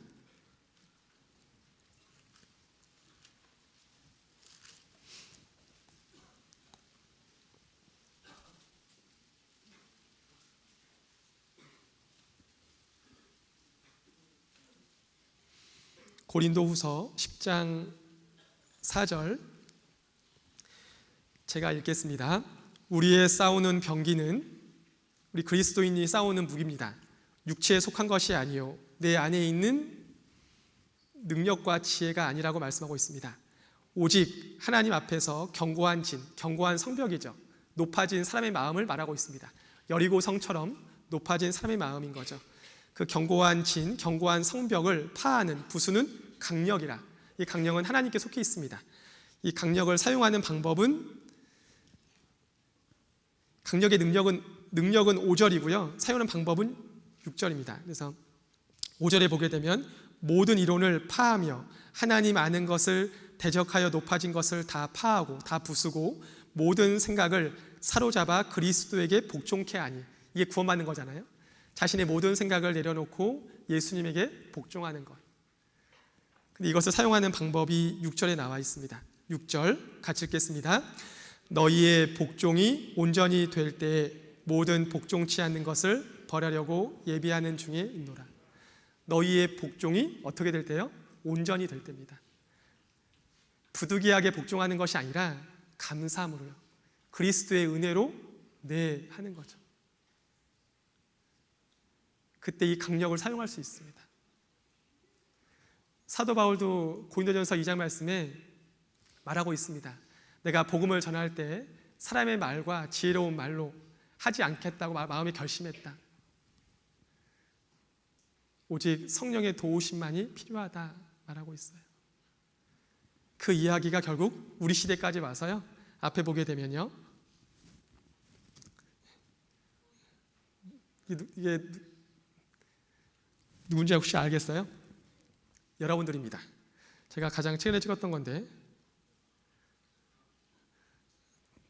반응이 없으시네요. 이번에 동계수련회 때 그 모임에 했던 모습들인데요. 여기 나와 있는 이 모든 사람들이 여러분들이 다 동역자들입니다. 혼자 감당할 수 없기 때문에 지금 이제 초등학교를 졸업한 우리 중1 형제들인데요. 혼자가 아니라 이렇게 함께하고 있고 옆에서 도와줄 수 있는 선생님이 있습니다. 근데 여기에 더 중요한 분이 있습니다. 여기에 누가 있을까요? 네, 이분이 있습니다. 누가 있어요? 예수님께서 함께하고 있는 거죠. 여러분들 모임 가운데 예수님께서 함께하고 있습니다. 그래서 예수님이 같이 가자고요. 나와 함께 전도하러 같이 가자고 말하고 있습니다. 2년 전에, 지금은 중학교 2학년이 된 것 같은데요. 그 2학년이 된 우리 형제 자매들하고 같이 그 교회 학교에서 불렀던 노래가 있었습니다. 복음성가인데요. 같이 걸어가기라는 제목을 가지고 1년 내내 같이 불렀었는데요. 이 가사가 좀 더 생각이 많이 들었습니다. 여기 보면 노란색 글씨를 보게 되면 같이 걸어가기, 주를 따라 걸어가기, 주와 함께 걸어가기, 그리고 주와 함께 내 뜻이 아니라 주의 뜻대로요. 그리고 주와 함께 주의 뜻대로, 주와 함께 걸어가기. 그래서 이 믿음의 경주를 혼자 감당할 수 없기 때문에 함께 할 수 있는 동역자를 주셨습니다. 그래서 안 들어봤을 것 같아서요. 제가 이 음악을 잠깐 들려드리겠습니다.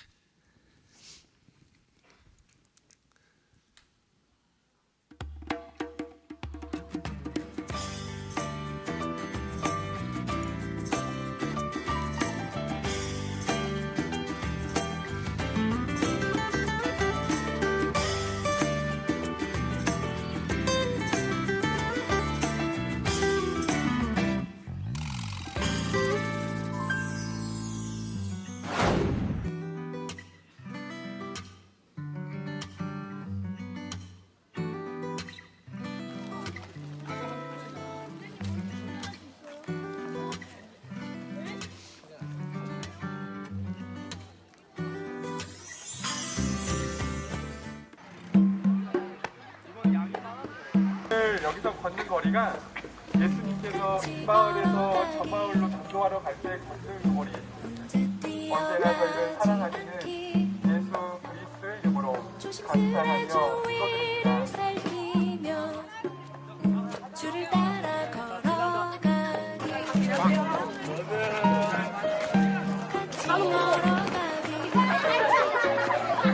내 맘대로 가지 않기 주의 뜻이 무언지 살피기 주와 함께 걸어가기 주와 함께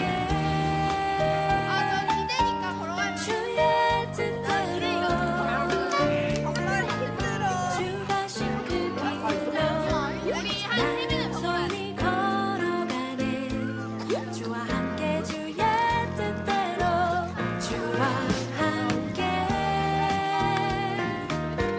주의 뜻대로 주가 신 그 길로 나 겸손히 걸어가네 주와 함께 주의 뜻대로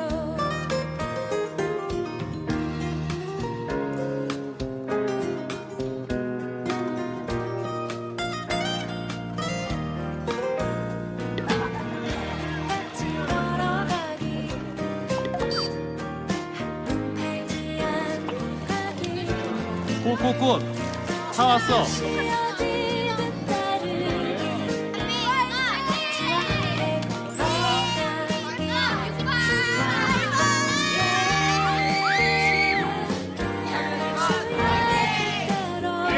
걸어가기 주가 신 그 길로 나 겸손히 걸어가네 주와 함께 1년 돌아오면서 제일 아쉬웠던 거. 주와 함께 주의 뜻대로 주가 신 그 길로 나 겸손히 걸어가네 주와 함께 주의 뜻대로 돌아보기 회개하기 주의 뜻 무언지 구하기 사랑하기 의를 행하기 정결한 마음으로 예배하기 거의 다 주의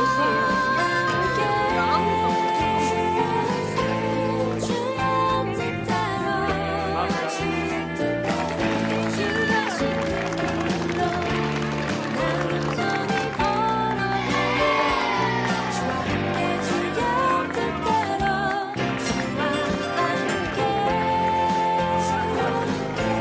주와 함께 주의 뜻대로 주가 신 그 길로 나 겸손히 걸어가네 주와 함께 주의 뜻대로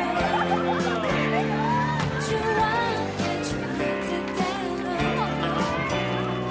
주와 함께 주의 뜻대로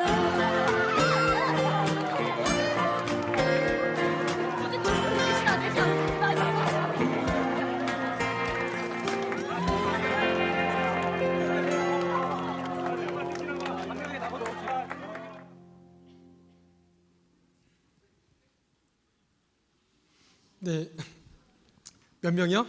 85명 끝까지 같이 이렇게 했었는데요. 이건 그냥 단순히 이 거리는 보통 아까 예루살렘에서 엠마오까지 걸어가는 거리가 20km가 좀 넘습니다.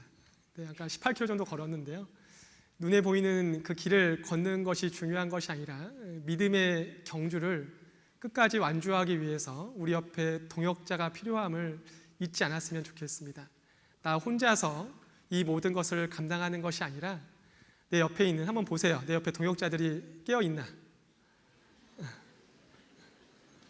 그래서 깨어 있지 않다라고 한다면 붙잡아 줘야 되겠죠. 같이 해서 믿음의 경주를 끝까지 완주했으면 좋겠습니다. 그리고 나서 앞에 말라기 3장 16절인데요. 제가 읽어드리겠습니다. 그때 여호와를 경외하는 자들이 피차에 말하매 여호와께서 그것을 분명히 들으시고 여호와를 경외하는 자와 그 이름을 존중히 생각하는 자를 위하여. 그 다음에 같이 읽겠습니다. 여호와 앞에 있는 기념책에 기록하셨느니라. 여러분의 모든 삶이 헛된 것이 아닙니다.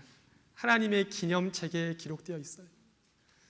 여러분들의 이야기가 하나님의 기념책에 어떻게 기록되어 있을까요? 이번 동계수련의 기간을 통해서 다시 한번 살피고 주님과 함께 같이 믿음의 경주를 시작했으면 좋겠습니다. 혼자 하는 것이 아니라 같이 걸어가는 거죠. 앞에 오늘 다른 거 말고요, 이것만 꼭 기억하시면 될 것 같습니다. 마가복음 1장 35절 말씀부터 38절까지인데요. 제가 읽어드리겠습니다. 새벽 오히려 미명에 동트기 전입니다. 예수께서 일어나 나가 한적한 곳으로 가사 거기서 기도하시더니 시몬과 및 그와 함께 있는 자들이 예수의 뒤를 따라가 만나서 가로되 모든 사람이 주를 찾나이다. 같이 읽겠습니다. 이르시되 우리가 다 다른 가자. 거기서도 전도하리니 내가 이를 위하여 왔노라 하시고, 예수님께서 이 땅에 왜 오셨는지 말씀해 주신 구절인데요. 여기 노란색 글씨 세 글자가 있습니다. 세 단어가 있는데 첫 번째는 기도, 두 번째는 혼자예요. 우리죠. 그 다음에 마지막이 전도하는 겁니다. 앞에 보게 되면 같이 한번 읽어보겠습니다. 기도하고 우리가 전도하러 가자. 여기 우리가 바로 교회인 겁니다. 혼자 할 수 없기 때문에, 이 주님의 일을 혼자 감당할 수 없기 때문에 예수님이 머리가 되고 그 몸은 성도로 구성되어 있는 교회를 주셨습니다. 이 교회를 통해서 지옥 가는 영혼을 다시 살려보자고요. 그 일을 천사들에게 부탁한 것이 아니라 바로 여러분들에게 부탁을 했습니다. 아까 예수님께서 다윗부터 시작을 해서요, 다윗도 혼자 믿음의 경주를 완주할 수 없었습니다. 그래서 다윗과 함께 있었던 용사들이 있었습니다. 여호수아도 그 주님의 일을 혼자 감당할 수 없어서 함께 있었던 동역자들이 있었습니다. 예수님도 제자들이 있었죠. 베드로도 함께 있었던 동역자가 있었습니다. 바울도 마찬가지고요. 여러분들에게도 동일하게 동역자가 필요합니다. 함께 믿음의 경주를 완주하기 위해서 한 사람의 낙오도 없이 옆에 있는 동역자들을 서로 위해서 기도해주고 붙잡아 주고요. 그리고 전도할 때에도 혼자 가서 전도하는 것이 아니라 먼저 기도해야 합니다. 기도하면 떠오를 거예요. 내가 어떠한 사람을 전도해야 되는지 떠오를 겁니다. 그러면 적어두고 부탁하는 것이 필요합니다. 혼자 전도하러 가지 마시고요. 선생님, 부모님, 아니면 교회 전도인도 상관이 없습니다. 저는 몇 년 전에 어떤 분이 전도하러 가는데 제가 목사라고 이야기하면 상대방이 싫어하니까 아는 형님으로 소개받아서 상담했던 적도 있었습니다. 그래서 막 상담을 하다가 이분이 형제님이신데 말씀을 많이 알고 있다고 이렇게 이야기했었는데, 사람을 살리기 위해서는 어떠한 것이라도 해야 되는 거죠. 혼자 전도하러 가면 힘들 때가 많이 있습니다. 근데 함께 하면 돼요. 그래서 이번 올해 학예 수양회 때는 혼자 오지 않고 함께 왔으면 좋겠습니다. 한번 새끼손가락 다 들어보시죠. 네. 약속하시죠, 그죠? 혼자 오지 않는 거예요. 예? 네, 도장도 찍었고요. 네, 그렇게 해서 내리시고요. 그래서 혼자 전도하지 말고요. 교회를 통해서 함께 했으면 좋겠습니다. 선생님들에게 부탁을 하고요. 또 교회 전도인에게 부탁을 해서 함께 만나서 전도했으면 좋겠습니다. 다시 앞에 있는 구절 다시 한번 읽고 같이 한번 읽어보겠습니다. 기도하고 우리가 전도하러 가자. 기도하고 마치겠습니다. 사랑이 크신 우리 주 아버지 하나님, 진심으로 감사합니다. 주님의 크신 사랑으로 저희를 구원해 주시고 그 남은 삶 주님의 몸된 교회 가운데 두셔서 때마다 말씀을 통해 그리스도의 사랑을 배우고 그 안에서 성장할 수 있는 기쁨을 경험케 해주심에 감사합니다. 하지만 주님, 저희 마음에 간절한 소원이 있습니다. 이 주님의 사랑을 저희만 아는 것이 아니라 주변에 알지 못하는 영혼들에게 전하고 싶은 간절한 소원이 있습니다. 주님께서 우리가 함께 전도하러 가자 하셨던 것처럼 저희가 그 일을 혼자 감당할 수 없어서 교회를 세워주셨습니다. 우리 중고등부 형제자매들 기도하고 우리가 함께 전도하러 갈 수 있도록 주님과 동행하는 것 가운데 함께 전도하러 갈 수 있도록 도와주셔서 많은 영혼들이 주께 돌아와 구원함을 받아 하나님께는 영광이 되고 저희에게는 큰 기쁨이 될 수 있도록 도와주시기를 부탁합니다. 주님께서 저희 안에 두신 기쁨이 있습니다. 그 기쁨은 세상적인 것으로 채울 수 있는 것이 아니라 한 잃어진 영혼이 주께 돌아왔을 때 느낄 수 있는 기쁨임을 말씀 가운데 배웠습니다. 이 기쁨이 저희 마음에 가득 채워서 저희 입술에 감사하는 말이 그치지 않도록 도와주시기를 부탁합니다.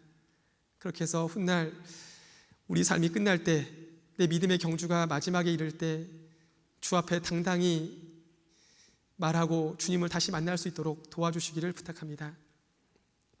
예수님께서 말씀하셨습니다. 볼지어다 내가 세상 끝날까지 너희와 항상 함께 있겠다라고 말씀하셨습니다. 그 약속의 말씀을 의지하는 것 가운데 항상 주만 바라봅니다. 또한 주님께서 내가 속히 오겠다고 말씀했습니다. 사도 요한이 간증했던 것처럼 아멘 주 예수여 어서 오시옵소서. 그 간증이 우리 모두의 간증이 될 수 있도록 오늘 주님이 오셔도 주 앞에 당당히 만날 수 있도록 인도해 주시기를 부탁합니다. 이후의 모든 시간도 전능하신 주님의 손길에 의지하오며 언제나 저희를 사랑하시는 예수 그리스도의 이름으로 감사하며 기도합니다. 아멘. 네.